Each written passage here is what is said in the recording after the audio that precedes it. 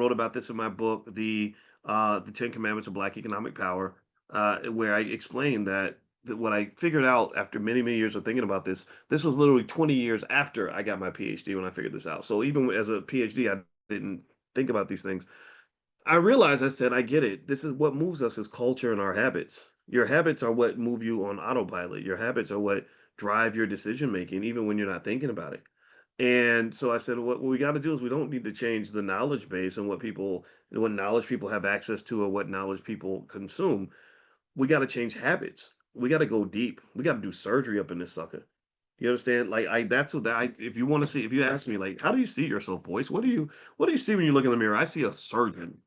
I'm here to get surgical with this damn thing.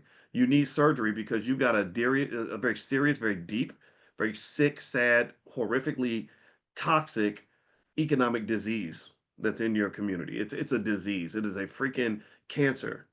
And if somebody's gonna get cancer out your body, they got to go in with a fine needle. They got to do some advanced techniques. They can't just in America, we got such a simple-minded society where everybody's fighting each other and all this other stuff that they're like, oh, here, just take an aspirin. It'll make the cancer go away.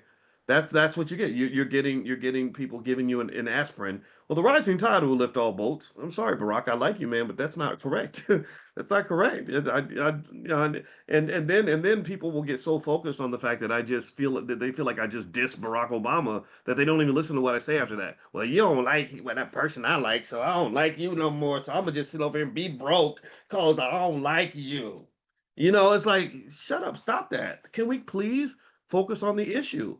The issue is that the problem exists and the problem has not been solved. And the reason the problem has not been solved is because proper techniques have not been applied.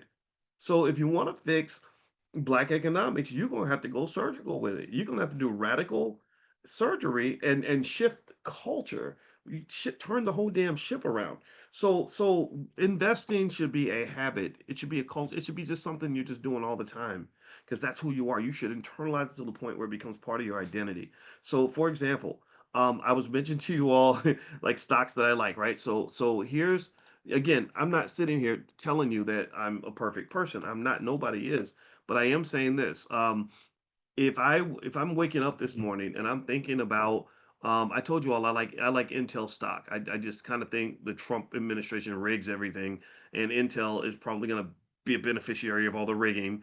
And also, I figured the government. I talked to you all yesterday. And I said the government they're going to probably threaten to shut down. Chances of them actually doing it is slim to none. But they're going to probably try to scare us. So some stocks may go down. Those may present buying opportunities. So given that that happens, and given that I love Intel, maybe today I'll go buy some Intel. And in fact, I will. I'll do it right now. So literally, while I'm talking to you, I'm looking up Intel stock, and I'm going to pull it up, and I'm going to see what it did today. I think it went down. It went down by 3%. That's a big drop. It's $33 a share. Well, guess what? Guess who now is going to be the proud owner of another? What is it? What should I buy? Let me buy 100 shares. I'm buy 100 shares of Intel. So now I am invested such that once they decide they're not going to destroy the freaking planet and that the government isn't going to be shut down for very long, then it's likely there's a good chance. I'm not saying it's guaranteed, but there's a good chance Intel stock will rise because again the fix is in, and we'll make our money back and then some. So my point is to say that. And here's the thing. Here's another fascinating fact about what I just did.